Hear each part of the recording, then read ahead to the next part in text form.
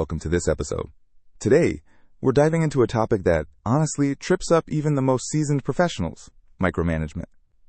You know that feeling when your boss seems to want to watch every keystroke you make? Oh yeah, that's a classic. It's like they've got a sixth sense for hovering. But here's the twist. There's this guide called "Are You Managing Your Manager Well?" Asterisk that flips the whole dynamic on its head.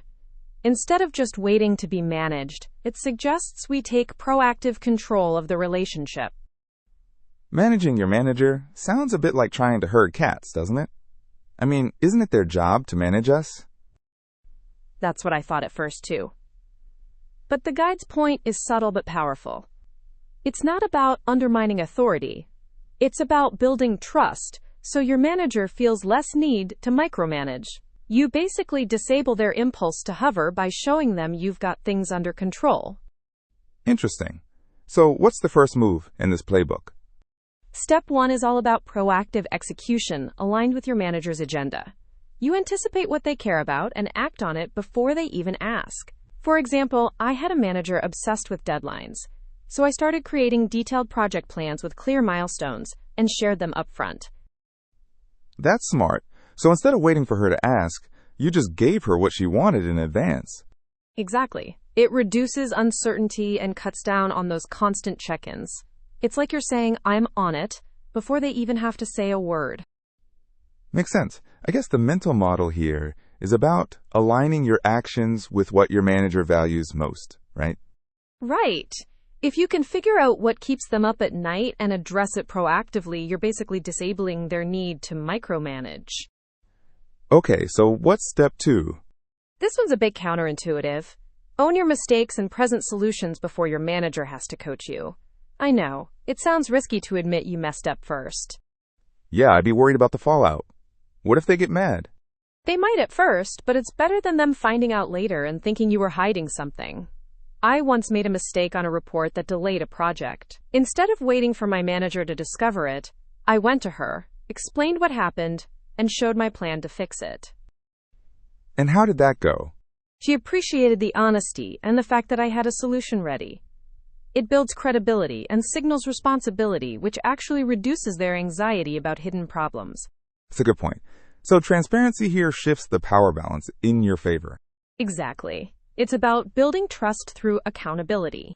Got it. What about communication? I feel like that's a big part of this. Absolutely. Step 3 is tailored, consistent communication. Keep your manager informed regularly, but customize it to their preferences. For instance, I had a manager who hated long emails, so I switched to quick bullet points. I can relate. My boss loves charts and visuals. Maybe I should start including graphs in my updates. Perfect. It's about respecting their cognitive style and saving their time. When you do that, you reduce their impulse to micromanage because they get exactly what they need without extra noise. So it's not just about how often you communicate, but how you do it. Exactly. Quality and format matter as much as frequency. Okay, step 4. Ask for help strategically. Now, this might sound like inviting more micromanagement, but it's actually about fostering a partnership.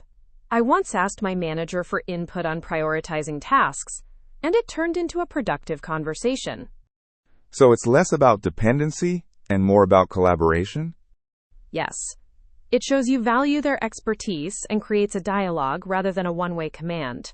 It helps align expectations and builds rapport. That's a subtle but important distinction. And the final step? Train your manager to trust you and back off. This is the ultimate goal. After consistently applying the previous steps, proactive updates, owning mistakes, tailored communication, and strategic help requests, my manager stopped daily check-ins. That sounds like a dream scenario. It is, but it takes patience and consistency. It's a gradual psychological shift from control to trust. So managing your manager is really about relationship management and influence, not manipulation. Exactly.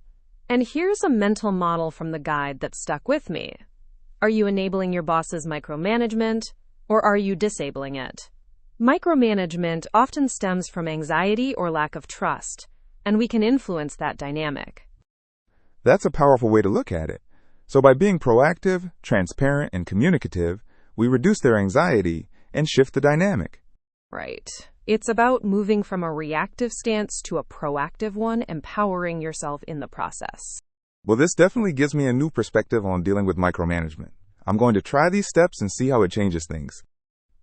You should. It's not easy, but it's worth it.